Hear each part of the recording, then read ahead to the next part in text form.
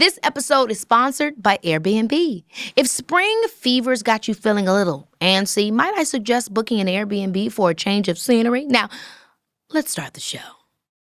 People was like, oh, damn, you got booty. You did look really good. You did look really good. And so, I loved it, but then deep down, it wasn't what I wanted for me. Yeah. And then I had to do a meet and greet afterwards. Oh, my God. And I was completely blacked out. I met 40-something people, completely blacked out, and my boyfriend said it was so cringe. I was just kissing everybody on the cheek, telling them how much I love them. If you're still there, then enjoy yourself. Oh, yeah. Enjoy yourself. Or be mad for the day and then get over it. Yeah. Why are the answers everything we need more?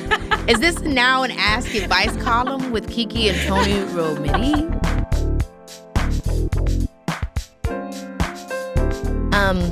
Okay, so I was telling you, Toni Romiti, I first discovered her on social media. Mm-hmm. She's been around for, I think, at least got to be, if not 10 years, almost 10 years. I remember her at the beginning of me even getting into social media when I was a teenager. Maybe I'm stretching it, but she's been doing it for a long time. She tours a lot. She just got married a few years back. Maybe might have been more than that because her baby is about 3-4 years old. She's such a sweet mom.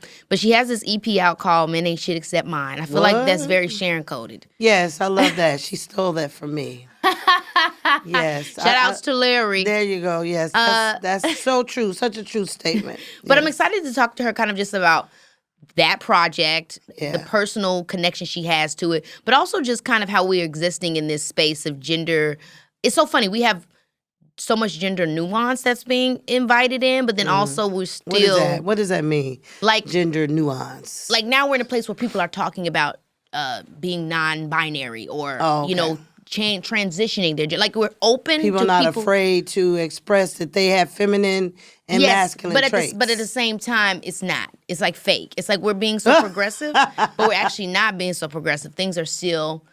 being held to such extreme standards of what it should be. You know what I'm saying? And so I feel like with her, it's so awesome to see how she's expressed in her music. And then I think also just in what we see in her life that there isn't that relationship between her and her partner. So I'm excited to talk to her about that, how she found that. And then also she grew up with a single dad. So I'm curious how that has impacted her outlook and everything like that. I always think it's about how you grew up. Because for me, I always seen you and Dad both taking... the same roles. Dad would sew, he would cook, he would clean. Yeah, sure. You know what I'm saying? You worked in the factory at some point. Sure did. His factory. For a very short time, Yeah, that was back-breaking work. I just want to say to all the people that work at the factories and do factory jobs, and they're very necessary jobs for our country, but get some good shoes, invest in some shoes with a good support because my feet was killing me and I had to quit, so. Oh, my gosh. But, your dad was one of 9 boys, okay? So when you're in a household of 9 boys, it's only one mother. So they had to learn how to cook. Yeah. They had to learn how to sew. They had to learn how to do things for themselves. And, the first time I saw him hemming up his own pants, I was like, what are you doing? He's like, what do you mean? I said, what are you doing? He said, I'm about to hem my pants up. And I said, then what are you going to do after you hem them up? He said, I'm going to iron them to make sure that everything is good and they look good. I said, who taught you how to do that? He says, my mother. Didn't your mother teach you? He used to, first of all, not only would we sew my stuff back together, he would also always crease my pants when he would iron my pants and stuff for school. Yes. Always the best cook. Your food was way too salty. We hated your food. Dad always cooked the best food. It's just, again, I did not really see all of this extreme gender role play. It was just I have 2 loving parents that love each other, that love us. Right. But I'm curious for you if you see a difference between how that plays out in my generation and your generation. Did you feel like misogyny or patriarchy or gender roles was a big thing in the 80s to talk about or discuss? Or Well, I was, as you know, I was a singer trying to write music, a songwriter. So misogyny was everywhere in the music industry. It was everywhere in the music industry. So all the stuff that's happening now with all the people and freak-offs and all that kind of stuff, I'm not surprised at anything that's being said now because the climate in the 80s was really horrible for women. Mm-hmm. It was so bad for women in music I mean, it just was devastating to be in a recording studio and being talked down to, being told you were fat, being told you were not pretty enough, being told you were just not enough. And I don't know, I didn't even experience that overt kind of pressure, but I felt it. I felt it. Yeah, and I think it wasn't even just in the music business. I think it's just in general, this concept of this, what is the word I'm looking for? This not properly distributed sense of power that plays in between genders. That is not always the case, but it's more often the case. And how people respond to that becomes very, very difficult. I mean, I think that's one of the reasons why we talk about internalized misogyny, where it's like even women are doing it to each other as a source of I think survival. it's more women. I think we as women are so hard on each other. I think we're so judgmental on each other. And I knew when Hillary Clinton was running for president that she wouldn't win. And I knew she wouldn't win because of women. Everybody always want to say it would have been the men. The men are not going to vote for her. No, the women. They were hard on her. So I just think we're so hard on each other.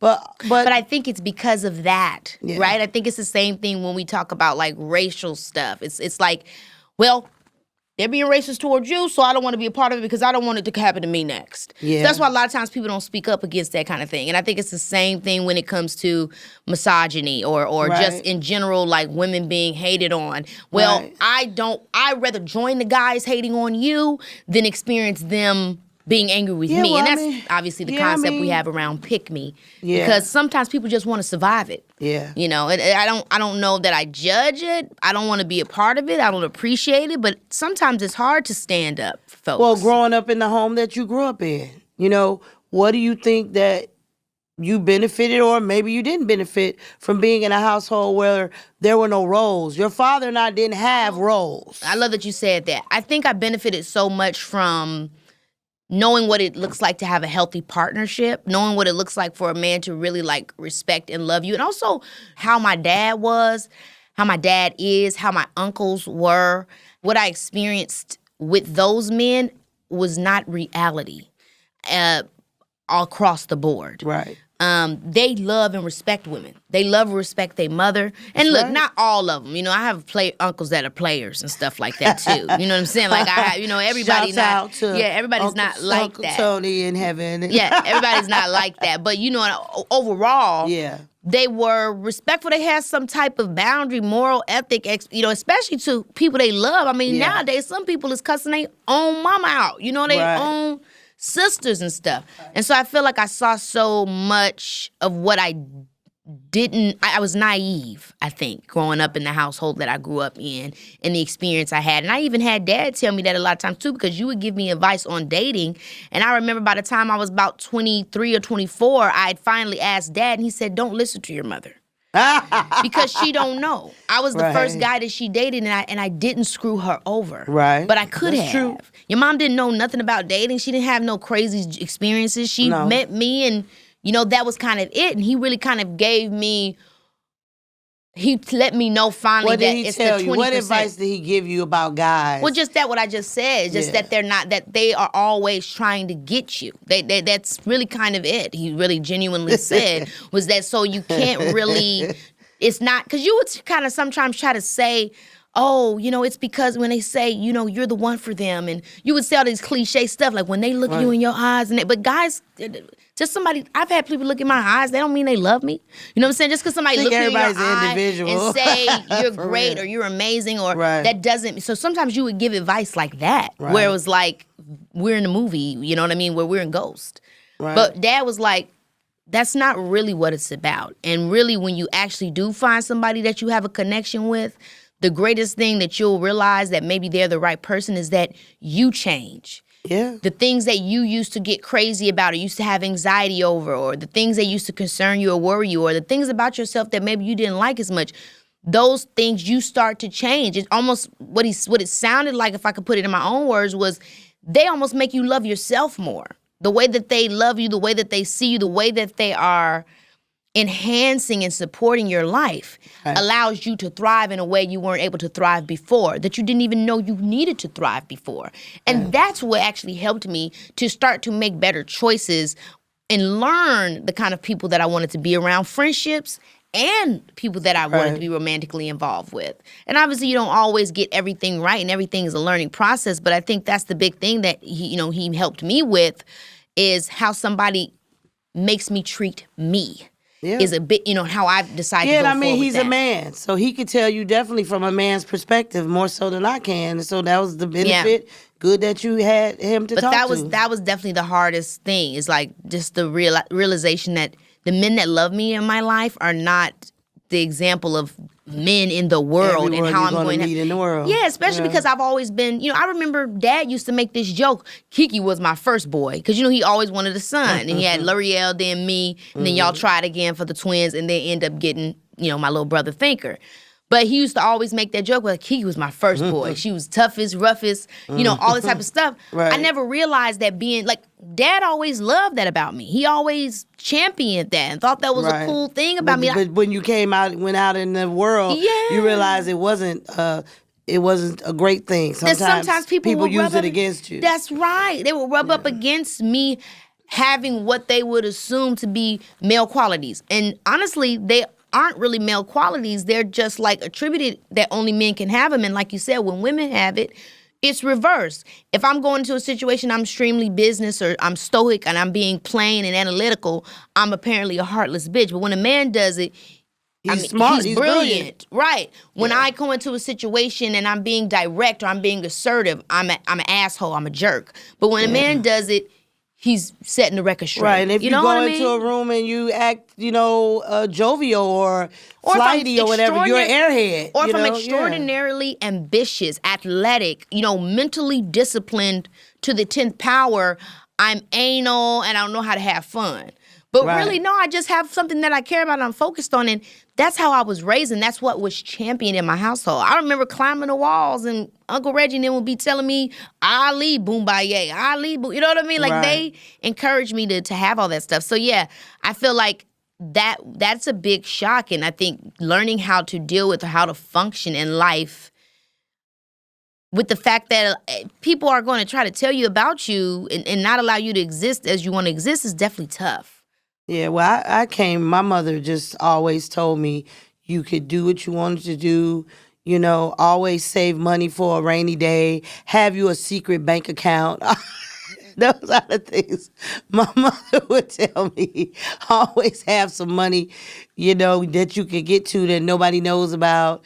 And my mother was married 3 times, and she basically said, sometimes you can't trust people. As a woman, you're on your own sometimes. And that's the mentality that she grew up in, that she never felt like she had anyone that protected her. Yeah. Do you feel like you parented me similar to the way that you were parented? Of course. I mean, that's all that. That's all I knew. I just hope as a parent, because Lord knows I wasn't perfect, but I hope that I've instilled in all my kids that fuck roles. Just do what you want to do. That's right. Yeah. Do what you want to do. If you want to, be a gardener, be a gardener. If you want to, whatever you want to do it, and don't be concerned with people putting labels on them, because people, they put you in a box. It's up to you to get out the box. That's true. That's true. Every generation, they're moving forward, how your mom raised you, how my mom raised me. And so to that, I just want to say I'm so glad that we do talk. You know what I mean? And like I said, I'm happy that people see us talking, whether we're agreeing, whether we're disagreeing, whether we're sharing perspectives that we didn't even know each other thought. It makes me really happy, because that's how I learn, and how I explore our relationship to a way that I know that I can continue to be just as good a mother to my child as you was to me. Well, let's see what Toni Romiti has to say.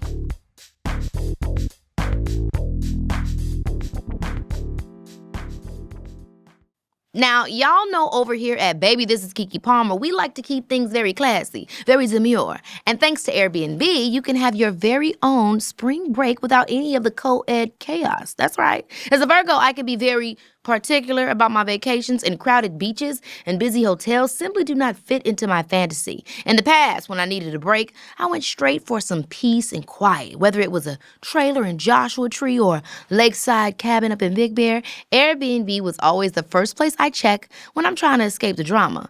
In the middle of nowhere, without all the hubbub, I was able to sit back, relax, and actually take a load off.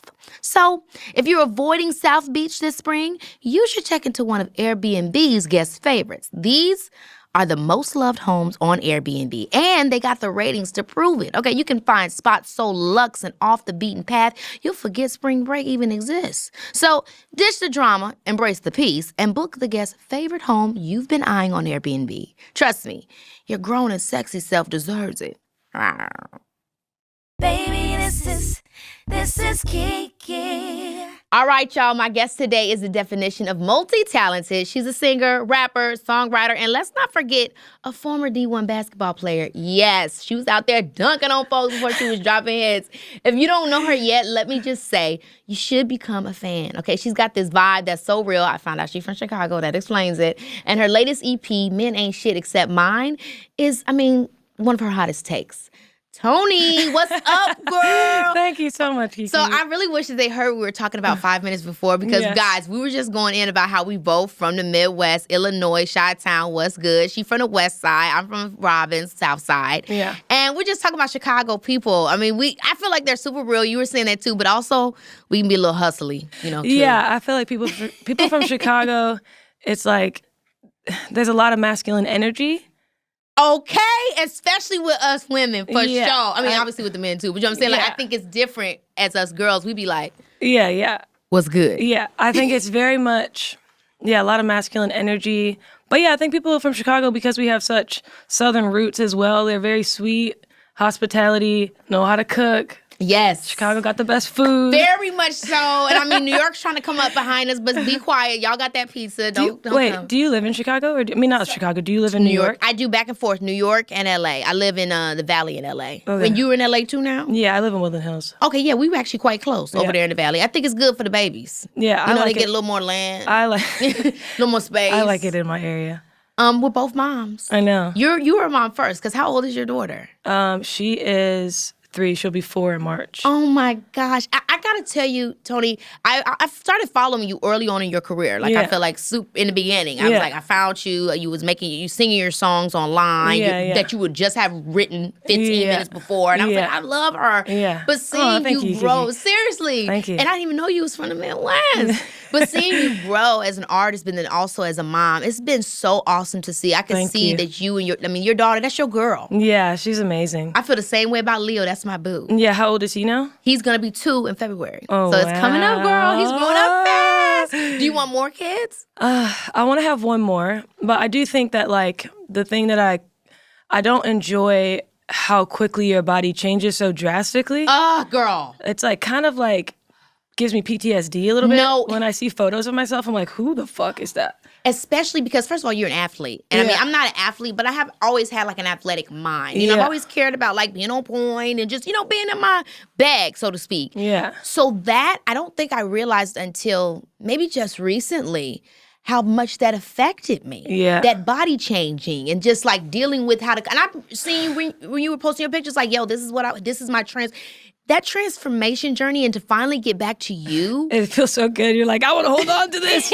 Hold on a second. Please don't take me back to that place again. No, seriously. It's kind of, I think it's very traumatic a little bit. Mm-hmm. And I don't think people, like I feel like I have body dysmorphia in the weirdest way. Like I would see myself and then I would see a picture of myself.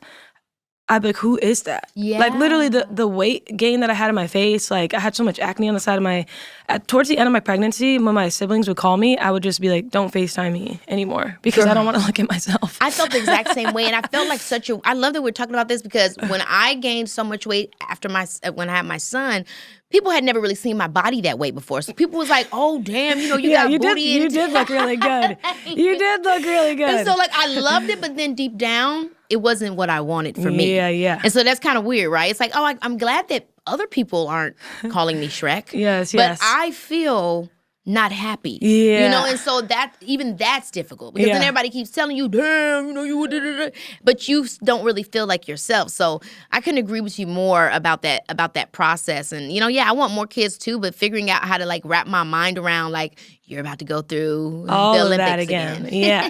And also too, like I feel when you're pregnant, one of my biggest fears, especially when I was younger, was just like going through an entire pregnancy and then like God forbid something bad happens at the end, like just going through all of that for like, you know, something bad to happen. So that's something that I think about too. I mean, I did have a really good pregnancy last time. Me too. Did you have a good pregnancy? I did. I had a really good pregnancy. And what I mean by, let me go into details what I mean by really good pregnancy. I mean, ultimately, physically I did, right? Like, my son was kicking. It wasn't too painful. He wasn't too heavy. It wasn't like throwing up or vomiting. Yeah. But I think I was in more mental anguish than I realized as time went on. And now I'm getting back to myself, I realized, in hindsight, that was a part of that process. But more or less, I felt like it was pretty positive. And so I agree with you on the thoughts of like, would it be again? Yeah. You know?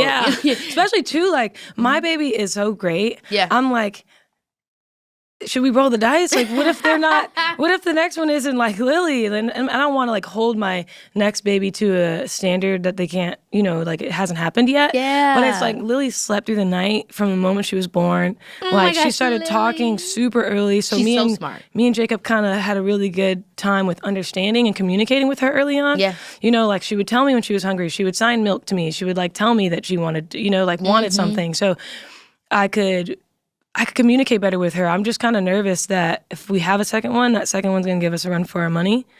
Yeah. And I'm just kind of like nervous about it. But at the same time, I don't want my daughter to not have a sibling. Like I do want her to be, you know, have somebody there. Especially with us working and being around. I mean, obviously they got, you know, their dads or your mom. I don't know if your family is involved. Your dad. I know you were raised by your dad. Yeah, I was. Yeah, wow. Because let me go to the beginning. Yeah. So you were raised by your dad, single dad. We don't hear about that often. I mean, sometimes, but it's not that. Not common. Usually mostly single mom. So where was your mom? And she wasn't involved. Yeah, so it's so funny. Me and my boyfriend were literally just talking about this because you don't really meet. Like I was saying to him, I probably know like 4 people my whole life who've ever, you know, had a similar situation to me. But yeah, my dad, he was my guardian from like, I think I was like around 14 months when my mom lost custody of us. Wow. But my mom is schizophrenic. She's still schizophrenic. I'm getting more comfortable talking about it publicly because I usually don't. My friend Shan actually like helped me kind of get out of that, like talk more publicly about it. Yeah. It's making me kind of sad now, but. Well, take your time.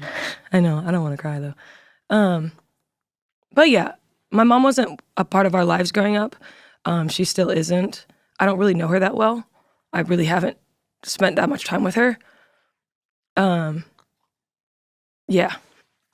My dad was our guardian, and then when I was 12 years old, he passed away.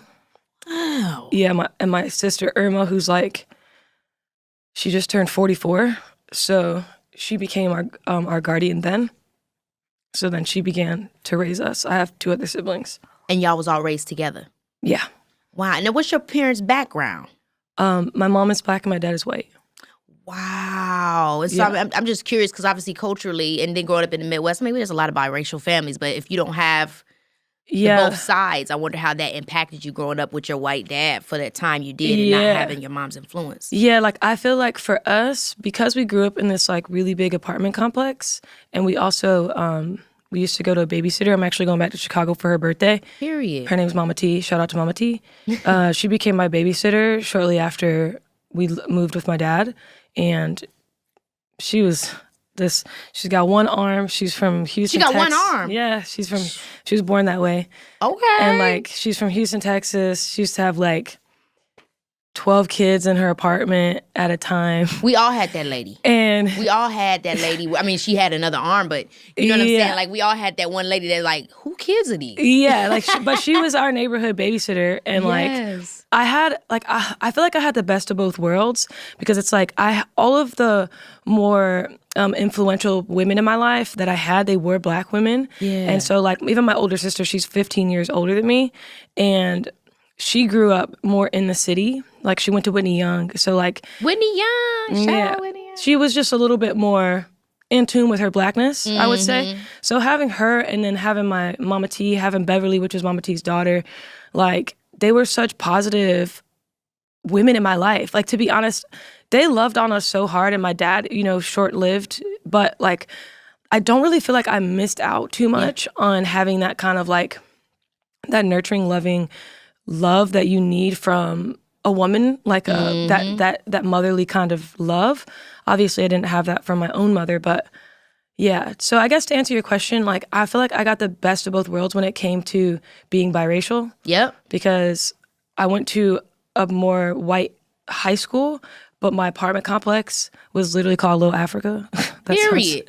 That's terrible, but that's literally terrible. But yeah, like because it was so predominantly black, that's what the other people called our area. But I don't know. I had a really good time. My childhood was just, I had a really good childhood. I can't lie. It just sucked that those events happened the way that they did. But I really do believe I would not be who I am, where I am, anything, you know, if that stuff didn't happen to me. So, I don't know. I feel the same way, and I love that outlook because I think a lot of times people assume that your outlook on life is based off of, you know, if you've had all great experiences, but it's really how you choose to look at it. Yeah, I'm really big on that. Like, I just think my sister Irma, my oldest sister, the one who raised us, like, she always instilled that in me from a really young age, just like having perspective. And yeah, I really feel like the things that she instilled in me, like I still carry a lot to this day. And even just how like nurturing my sister was. Like my sister cooked every holiday. She still does. She's an amazing cook. She's so nurturing and all the things that all the things that she did and sacrificed for us, because she was 26 years old when she became our guardian. And like she already had a 5-year-old. Wow. I mean, yeah, so... Well, I mean, this explains why the EP is, you know, Men Ain't Shit But Mine, because the women in your life have really, I mean, light years. They can't compete, okay? They can't compete with these women. No. I know you lost your dad early. Yeah. You said about 14? I was 12. 12. Yeah. What do you remember about him, you know, as a man in your life? Or was your first image of having a relationship with a man? Yeah, my dad was amazing, to be honest. He put us in softball pretty early, so... We were heavily involved in extracurricular stuff. I played on a softball team. I played on a basketball team. My softball team ended up being pretty good. That's why you had abs all your life. Yes, literally. Jumping on trampolines, doing all. I had a really good childhood. But my dad, I love what I think about now in hindsight when I think about my dad is more so like the way that he spoke to me. The conversations that he had with me, when I think about it now, I can't believe he had those conversations with me the way that he did, but I respect it so much. Like just the topic of conversation that he would talk about with me. What would he say? Like I would ask him questions about our mom. Like like when was the first time that you realized that something was wrong with her, or like that she you were had, also a wise child. Yeah, had a lot of questions, but he never shied away from telling me. And I just appreciated that more when I was older, because I'm like, damn, he looked at me not only as his child, but like as a person who wants to know. I don't know, like I just appreciate that he spoke to me the way that he did. And like, and he was very present. My dad never missed any of our games. He was always on time. He instilled a lot about being on time in me and like caring about other people's time. And he was really amazing. He really was. What was the next closer intimate relationship that you had with a male? I don't know if it would have been a peer. Was there an uncle? Was there what then was your relationship with men after that? Later on in my high school career, I started playing basketball for a travel team called Chicago Hoops Express. Period. And my head coach there, Gerald Davis, shout out to JD, he's like more of someone who became like a father figure to me. Okay. But that was a couple years after my dad passed, but he's amazing. He makes time to come visit me once a year. He's really thoughtful, and I appreciate him very much. He's someone that I can call when I need an honest opinion. And he also, when I was going through it, when I was deciding to drop out of college, when I was playing basketball to pursue music full time, he was the one who really supported my decision no matter what. But my sister Irma, I always tell people, she said this, my sister Irma, she's a Capricorn. Okay, they're real. She said, you gonna drop out of college and give up a full scholarship because a couple motherfuckers like your music? That's how she said it to me. And I said, yep, that's exactly what I'm about to do. What does she say now? I mean, because obviously you're so successful. She's super proud of me, but I understand now more too, obviously. I'm an Aries, so I'm going to just do what I want to do. Aries are so hard-headed. My niece is Aries, and y'all are too much. I'm going to do what I want to do. But y'all really do be getting it done, though. But y'all are very much extra. Yes, I'm very headstrong, and I've always been that way. I also had really bad FOMO growing up. Like, if there was a party, I had to be there. Like, if it was a party on the weekend, and I'm not there, I'm having a mental breakdown. Like, literally, my sister one time, like, put me on punishment and took my phone. Yeah. I literally had, like I hated the taking the withdrawal. phone shit. I'd rather get a whooping anyway. I was like, Whooping, I was like banging on the wall, crying and shit. Like, what is wrong with me? I need to. Girl, She's like, that's why you don't need that damn phone. I felt like that was the most excruciating pain that they could put us through. Taking my phone, what's wrong with you? Like, there's people texting me about going out. It's Friday, and I hate. Oh, and I just know there's got to be a Chicago people thing. Oh my god! Or maybe it's just a black parent thing. But yes, my sister Irma loved to be like, you just went out yesterday. Why you gotta go out today? Because that's life. Because there's something else going on there's tonight. There's life to live. You asshole. Baby, this is Keke Palmer, yeah. Listen, we all know those New Year's resolutions been fizzled out by March, but with Audible, personal growth doesn't need a calendar date. Audible's about to get y'all on track for the ultimate holistic glow-up. Explore over 1 million audiobooks, podcasts, and exclusive Audible originals all in one easy app. And baby, while you're here, you need to check out my audiobook, Master of Me, The Secret to Controlling Your Narrative. It's the motivational moment I think you might have been waiting for. Narrated by yours truly. I get real raw and unfiltered about the necessary steps you need to take in order to truly empower yourself. Looking for a little something extra to help tap into your well-being? Audible's got you covered with titles that will inspire and motivate you. Find insight and expert advice on health, relationships, career, finance, and so much more. This is your chance to start, or maybe restart, all those positive habits and reach the goals you set for yourself. Don't wait for another January to invest in your growth. Start listening today. Sign up for a 30-day trial, a free 30-day trial at audible.com/Keke. That's audible.com/KEKE. The EP is called Men Ain't Shit Except Mine. Yes. And I want to know, why did you what inspired you to write it? Because I mean, really, men ain't shit. You know what I'm saying? But no. Obviously, it must came from a particularly personal place. Well, it's a combination of reasons. So, like, my music, I would say, for the most part, like, shits on men. Yeah. Which is fun because I like writing, like, arrogant love songs. Like, that's what I call them. I love to obviously make women feel like they're the shit, you know, like I want them to feel confident. Like, my biggest goal when I was younger, when I first started songwriting, was like, I didn't want people to ever feel like they were alone. Like that, you know, that sounds cheesy, but you know, that my young brain, that's what I was thinking about. So because my music has always been like that, I just felt like music is sometimes one of those things that, like, it has to pertain kind of to your real life, like to sell the story or for people to actually, it's hard. It's like, it's not like an author. If you write murder mystery books, people don't think you're a secret murderer. That's right. You know, but like when you're a songwriter, people resonate more with the lyrics when they think that it's actually happening to you. That's why people be like, oh, I hope that so-and-so breaks Drake's heart so he can give us a new album, whatever the case may be. So yeah, I just think music is one of those things. And so because I have been in such an amazing relationship the last 7 years, going on 7 years this February, I just wanted to write something that resonated more with my actual life, because I can write arrogant shit-talking songs all day. Like, that's fun, you know? But I just feel like music hits more when it's actually what you're going through at the time.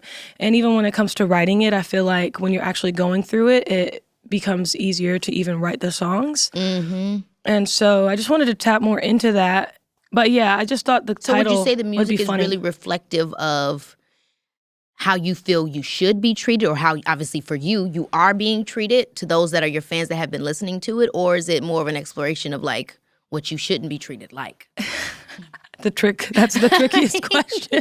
No. I guess for me, why I chose the title is more so like, because I always make music that's talking shit about men, I wanted to make a love song project and kind of make it like it was more like a funny thing to me, more so than anything, because I have my album before this is called Don't Talk to Boys. Yeah. And then when I wear my merch or something, people will be like, "Oh, don't talk to boys," but you're with Jacob, like they try to be funny, make up something. And I'm like, yeah, I'm not saying don't talk to boys, I'm saying talk to emotionally mature men. That's right. And that's so, right. Yeah. Men Ain't Shit Except Mine is more so just kind of being like, this is love songs about my man. I can agree with you that men suck, but not this one.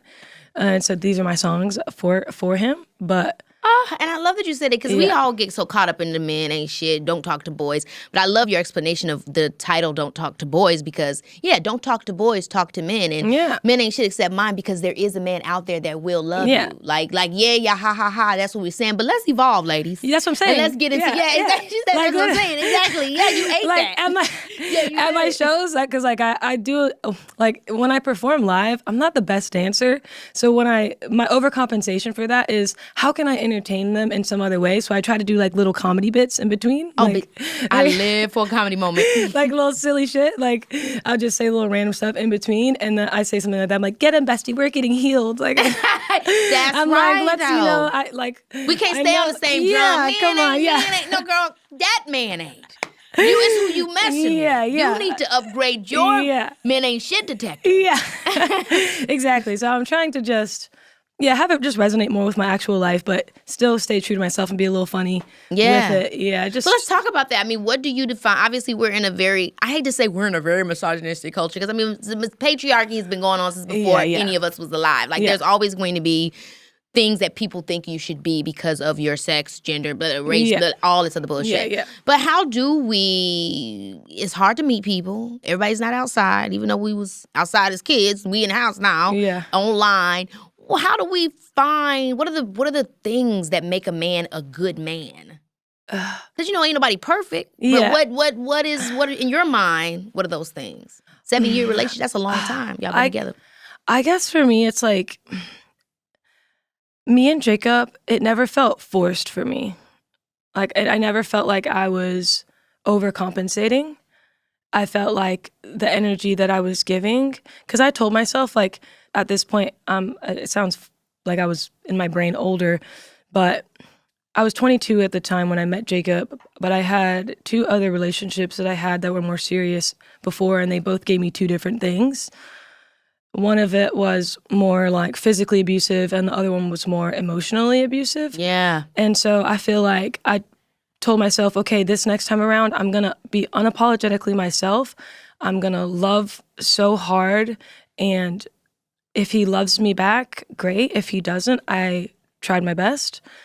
And so I went into it with that mindset, and lucky me, Jacob liked me so much the same. And so it just felt so seamless, I guess. It didn't feel forced at all.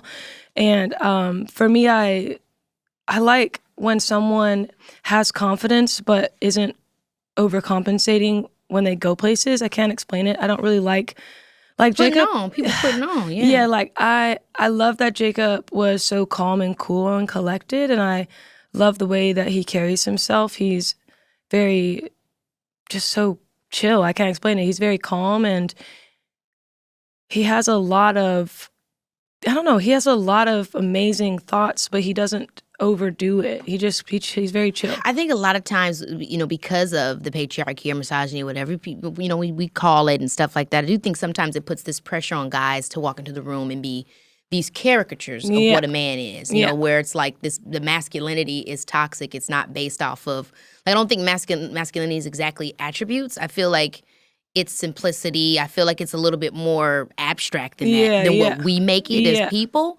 And so that's why I wanted to ask too, you said before, I always write songs that make women feel like they're the dominant ones, and I really relate to that. And I feel like sometimes it can be hard in relationships because of the image of guys think that they have to be when they meet a woman like myself, or even like my mom. Like you said it earlier too. I don't know if it was before we started the show, but like women from Chicago are tough. Yeah, yeah. Like we ready to get down. We, you know, we are dominant and assertive, but we're still women at the end of the day. We still want to be hugged, loved, cuddled. Calm me down with gentleness. Yes, don't cuss me out, boo. That is actually something that me and Jacob do struggle with. No joke. No joke. Is like me, because I'm also like, I'm kind of a tomboy. Not even kind of, I am. I'm a tomboy. Me too. I do have a smart mouth. Like, I can say some bad things, but I'm working on it. I'm working on it. But definitely me and Jacob, him getting used to that little bit of Chicago in me. It's taken some adjusting because I've said some crazy shit. I know. I feel like, but I think that in my mind, like, I think that is, like, as a man, like, yeah, like, I don't want to say reel me in because don't reel me in, you'll get popped. Yeah, yeah. But, you know, handle me. Yeah, if you can handle me, like, deal with it with peace. Yeah. Because I feel like that's what I saw with my dad growing up. Like, my dad never, like, banged on my mom. Like, when she would get crazy, he'd be like, you're not going to disrespect me.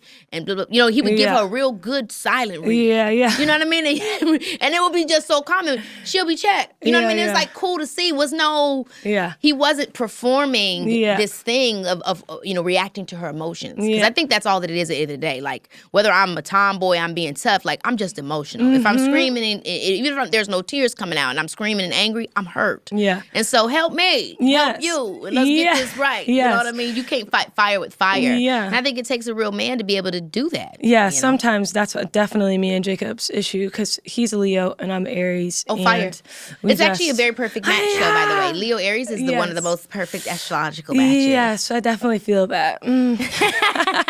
Now, you've also talked about internalized misogyny, which I think is a really good thing to, like, always remind ourselves as women, because, again, it becomes this thing where everybody's like, men are, but it's like, you perpetuate that too. Women be misogynistic too. Yeah. So I'm curious of what your experience has been with that. Not even necessarily with other women, but I mean maybe other women, but also with yourself. Like having to, feel that and know how to respond to the world in this way. Yeah. I feel like when I was pregnant the first time with Lily, when I was finding out what the gender was, I wanted to have a boy first because of my internalized misogyny. Like, I was scared. One, like, I'm such a tomboy. Will I be able to raise a girl in the way that society deems feminine? Like, I don't know. I was nervous about that.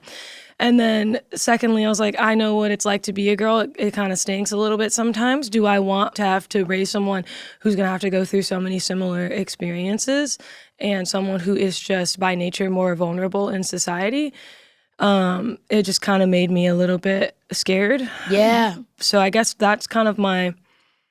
And I've dealt with my own internalized misogyny in many other ways as well. But I can't lie. I feel like a lot of girls who play sports tend to be a little bit less misogynistic in a way. Like, I feel like because you are almost forced to get along with women and see the good in each other and be teammates and like, and already not fitting the norm. Exactly. Like, I've often felt like that. I've always been into glam and stuff like that, but I've also always been very tough and, like, have, again, attributes that people would assume that only a guy could have. And I think for me, my internalized misogyny would come when I realized that I received pushback on that. And that started to happen more as I got older and I started talking, having opinions, sharing my ideas, showing that I'm not just the girl next door. Yeah. And learning how to deal with that was very difficult. I even recently was talking to my friend about it as I started really focusing on going to the gym. And I feel like I would have these moments in my life where I would periodically be super into working out, and then for whatever reason, I would fall off. And it could be for any reason. Oh, I just got tired of the diet, or,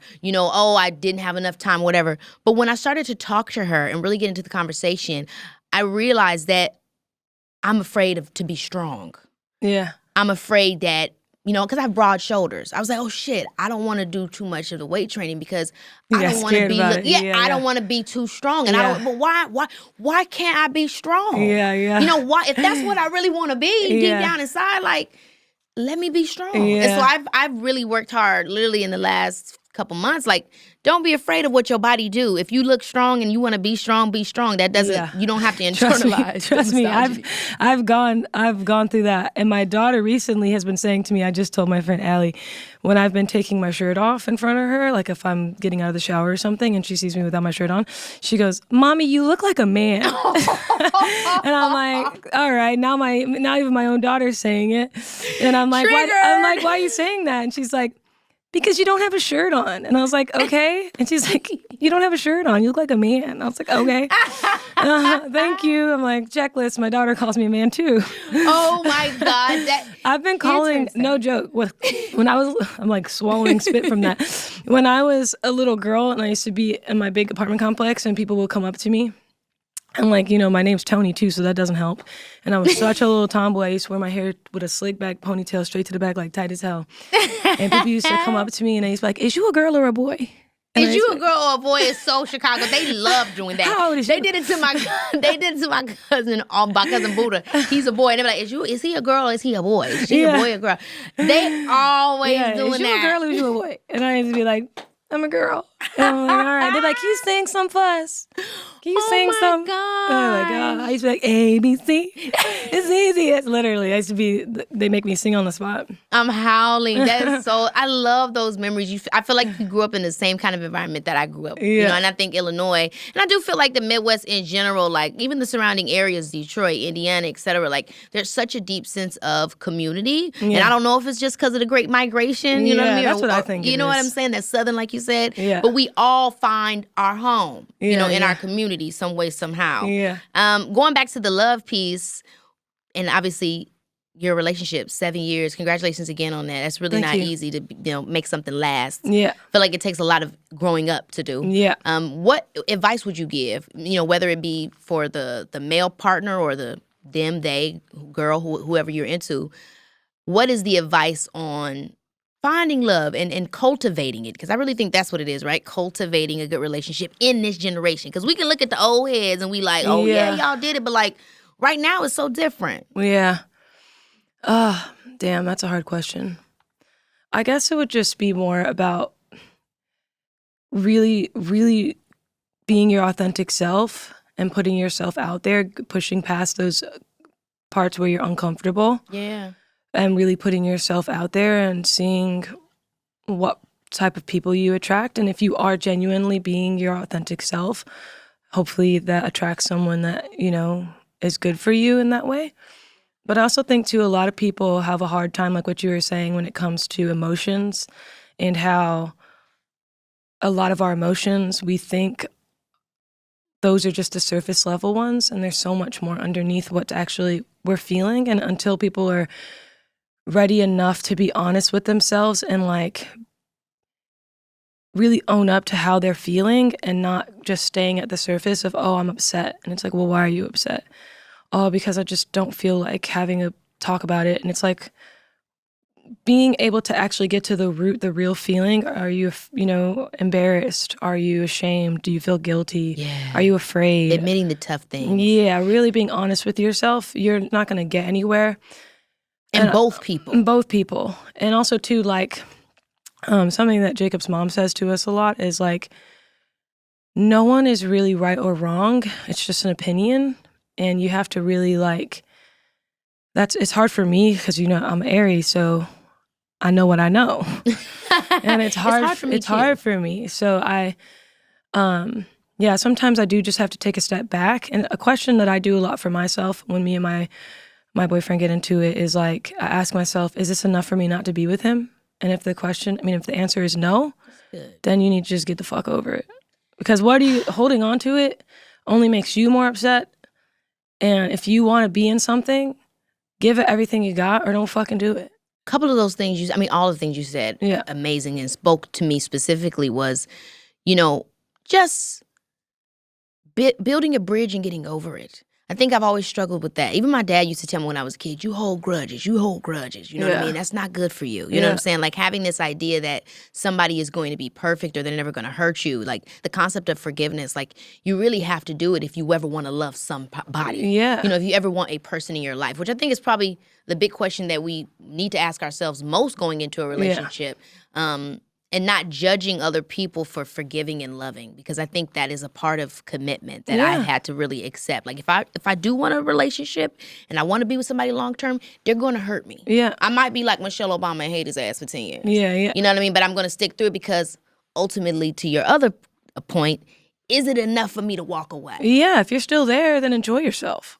And those are, enjoy yourself. Or be mad for the day and then get over it. Yeah. You know what I mean? Yeah, I just don't think it's worth it. And I'm saying it's not worth it for you. Yeah. You're not forgiving them for them. You're forgiving them for you. You want to be with them, then let it go and enjoy yourself. Like, even when it comes to, like, when I first was Jacob, I had some pretty bad abandonment issues, obviously.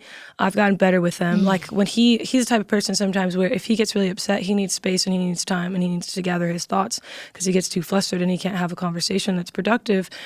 But for me in the beginning, it was like, where are you going? That's Why are me you, too. don't do that. Like, we need to finish this. Like, let's have the conversation.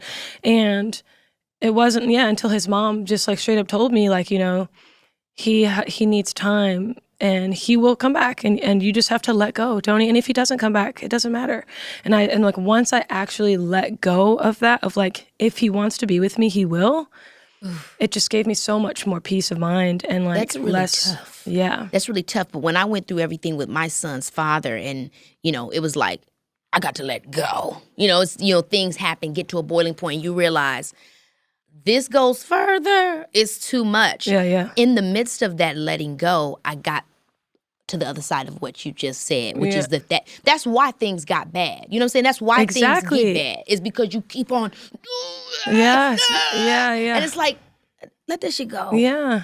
And once that let go, I realized that, I'm fine. It's actually not.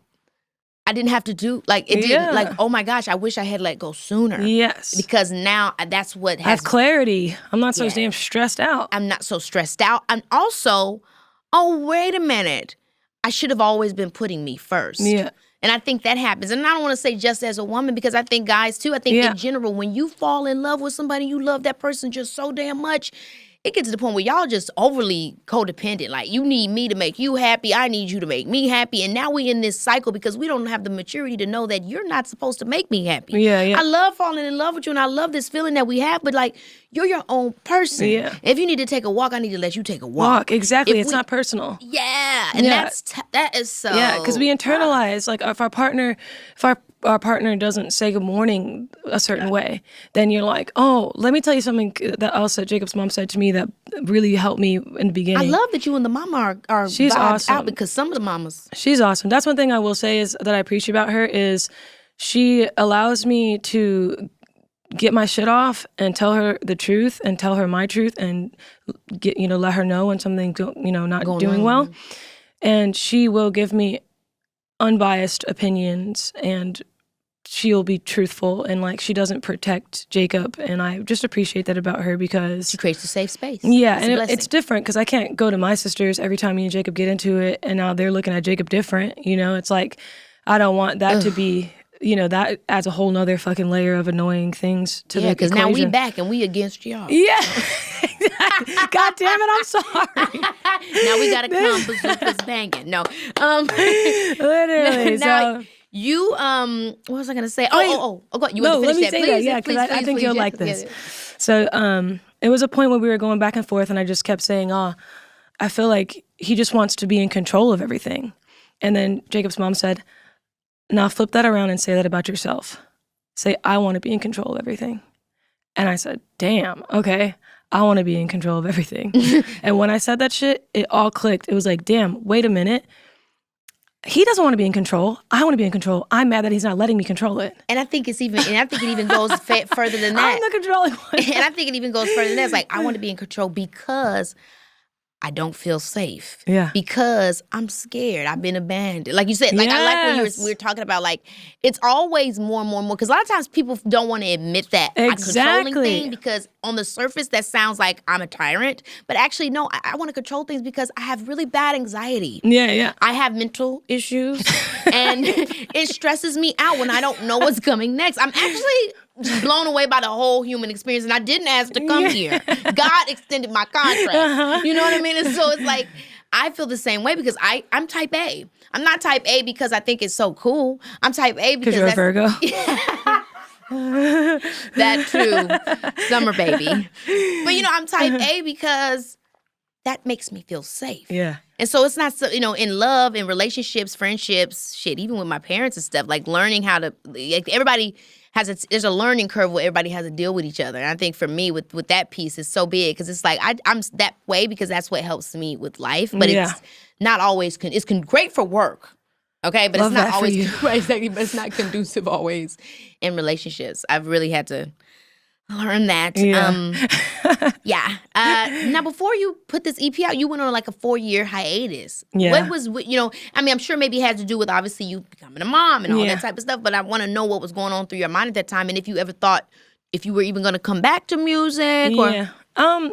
Yeah. Taking the break, I enjoyed it very much because I was just super heavily focused on, like being a mom and letting Lily grow inside my body. And I was pregnant during the pandemic. So that was it was bad, but it was good. I enjoyed not having to see a lot of people and stuff. Bad because I wasn't doing absolutely shit.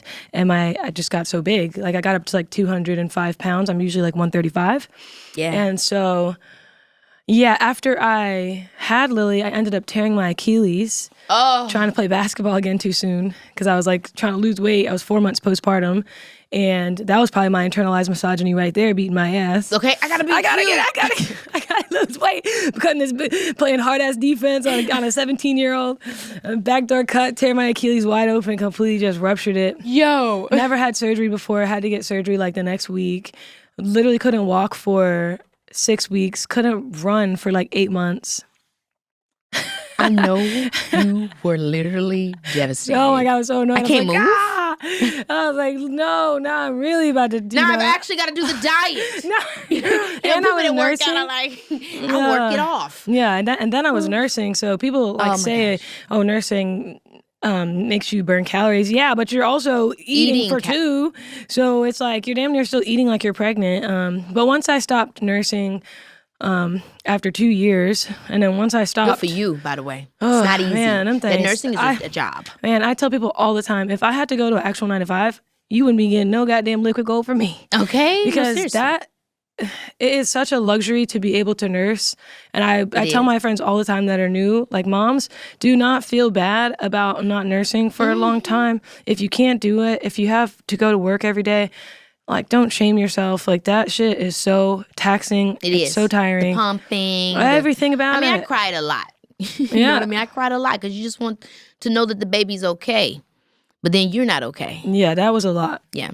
I don't even know how I got to that. Yeah, we were just talking about the hiatus, why you went. Oh, okay. And so then, I guess it's like, how'd you get back? Like, when did you realize, like, I have something I want to talk about and say? I mean. Honestly, to be honest, I had the concept for the Men Ain't Shit Except Mine back around when I was going to do Don't Talk to Boys. But back then, I had it like around that time. But I just thought that people wanted to hear more of, my typical music that they expect from me.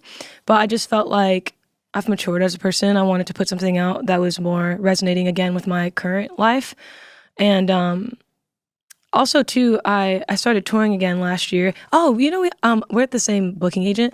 This is crazy, actually. Oh, my God. I literally typed in on Google, Black-owned booking agencies in Los Angeles, and then Breakpoint came up, and then I saw you on there, and I was like, oh, they have Keke. Okay, they're legit. Oh, my gosh, I love that. And then I emailed them, and I just, said, hey, my name's Toni Romiti. I haven't toured in 4 years, but, this is my stuff, whatever. Period. And then they asked me to send a couple more videos, and then they wanted to represent me, and I did a 10-year anniversary show back in Chicago last February. Fabulous. And it did so well. We just did 30 cities last year.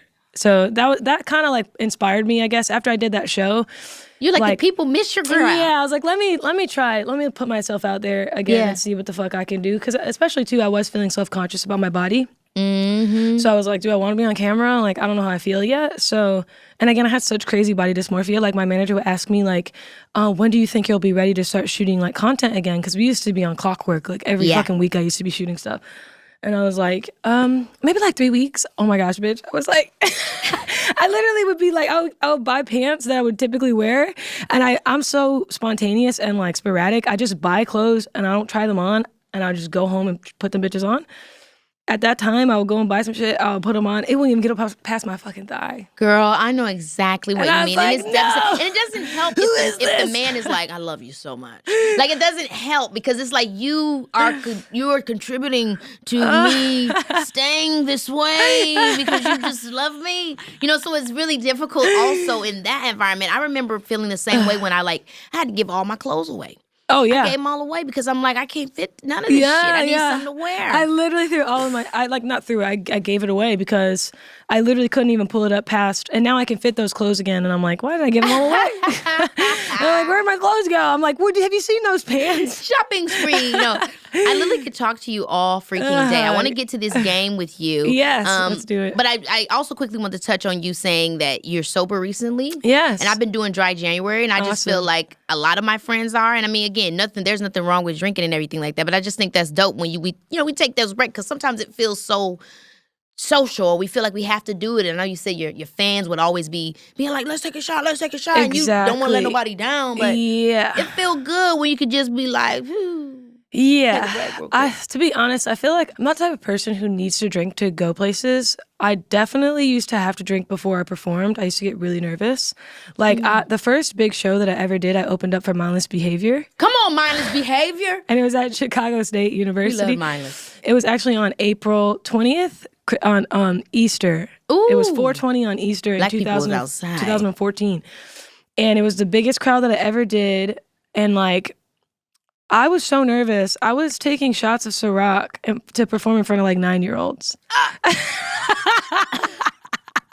The babies had no idea. Oh my They're God. like, wow, she's energized. To sing 2 fucking songs. Like, I was so nervous. And like, even when I did my first music videos, like my first couple music videos, I used to be just drinking Hennessy, like, on the set. I love the switch. Because I used to just... Drunk, Hennessy. Yeah, no, because I got to a point vodka just used to fuck my stomach up. But to be honest, it's like, I started drinking when I was 15 years old. My high school was just like a little bit crazy. Ooh, it was giving Degrassi. Yes, it was. Well, wait a minute. What is the new one that the people love? Kids on the Block or Kids in the Down Street? Euphoria? No. On the Block. On the Block. Okay. No, I don't know. Oh, I don't know that one. I'm uncultured. Wow. But yeah, I started drinking pretty early on, and I just think, like, there was 2 pretty traumatic things that happened to me last year. One, I don't feel comfortable talking about, and secondly, when I was at my show in Colorado, I ended up taking shots during my set, and people were like, it's the altitude to get you. I don't give a fuck what it was. I was blacked out. I don't remember doing half of my set. And then I had to do But you were doing it. People said you were doing it. Wow, it's all by memory. Isn't that crazy? When you think about that, like, that's crazy. Like, my body knew to keep singing. You sounded like the fucking old Unsolved Mysteries.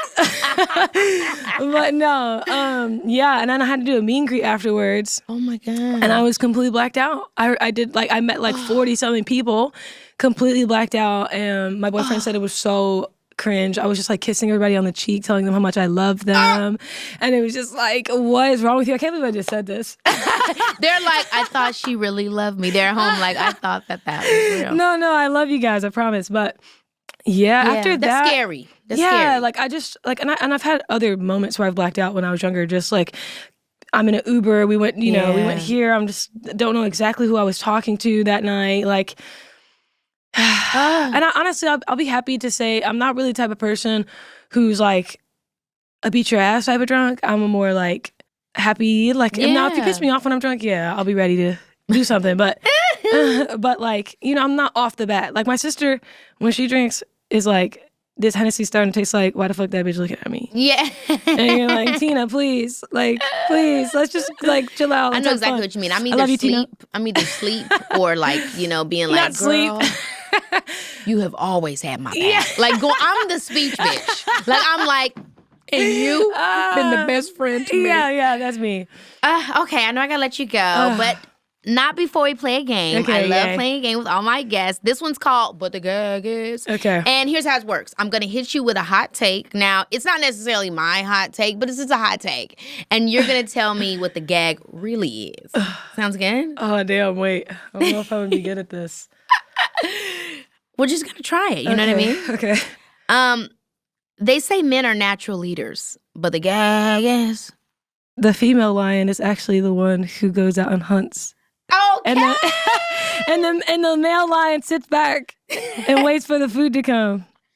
It's really the women, that's the female lions that are holding it down, the lionesses. Just saying, give us our 10s. We are the woman king. Men say women are confusing, but the gag is.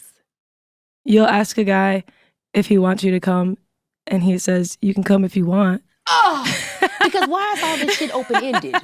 I need confirmation. Tell me that you want me to come. Literally. People say boys will be boys, but the gag is. Society allows men to do what they do. We just give them passes for it, and then we just write it off as that boys just do what boys do. But actually, society allows them to do what they want to do, and they're not shamed enough. Why are the answers everything we need and more?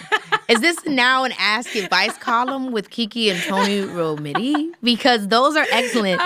Okay, just a couple more. You're hilarious. Men say masculinity is under attack, but the gag is. Masculinity is a figure of our imagination, and we've created all of the idea of what masculinity is supposed to be. Therefore, just be yourself and love everybody and be nice. Yes, last one. People say you're a tomboy, and the gag is. You're right. You are amazing. I could have talked to you like forever and ever and ever. Come on, Chi-Town Unite. Good. Thank you so much for having me. I just want to say thank you, Keke. You're amazing. I'm so happy for you. I'm so proud of you. I know more about you than you think I do, and you are honestly so amazing, and I'm just so proud of you. I'm so happy for you. Thank you so much. Yes. I live for you as well. I'm so glad that we got to actually sit and do this in person. Me too. And I'm so happy that even though men ain't shit, yours ain't. Make sure you guys check out the EP, Men Ain't Shit Except Mine. Thank you, Romiti. Keke. Thank you. Yes. Give me a hug. You're awesome. All right, y'all. What a conversation. I mean, I really lived for that conversation with Toni, and I'm so glad that she came through and was breaking it all the way down for us today. There's one thing I could take away. It's that we got to stay on it, checking ourselves to make sure we're not letting society creep into how we treat each other and think about ourselves. And if we're doing that work and the men in our lives are doing it too, then hey, we're on the right track. So let's just keep lifting each other up, calling out the nonsense, and making room for love that's healthy, whole, and real. I'll see y'all next time, because you know it's your girl. Baby, this is Keke